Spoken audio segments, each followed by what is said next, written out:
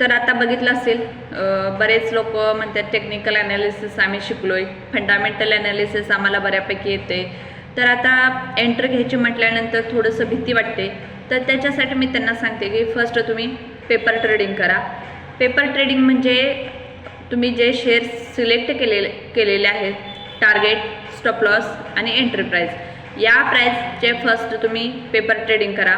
10 shares select केले तुम्ही, 1 महिनाभर तुम्ही पेपर ट्रेडिंग करा. म्हणजे 10 शेअर्स तुम्ही बाय करणार आहात डिमॅट अकाउंटमध्ये, ते तुम्ही पेपरवरती लिहून काढा आणि एंट्री, एक्झिट आणि स्टॉप लॉस, त्याच्यातले स्टॉप लॉस किती हिट झाले आणि त्याच्यातले टार्गेट किती हिट झाले, तर त्याच्यावरून तुम्ही किती प्रॉफिटेबल आहात की लॉसेसमध्ये आहात हे तुमच्या लक्षात येईल. एवढे इन्व्हेस्ट केले असते आणि मी एवढी प्रॉफिट कमवलो आहे आणि एवढा माझा लॉस झाला आहे. तर तुम्ही ऑल ओव्हर जर प्रॉफिटमध्ये असाल तर नक्कीच तुम्ही शेअर मार्केटिंगमध्ये शेअर्स बाय करू शकता आणि तिथून तुमची सुरुवात व्यवस्थितपणे करू शकता.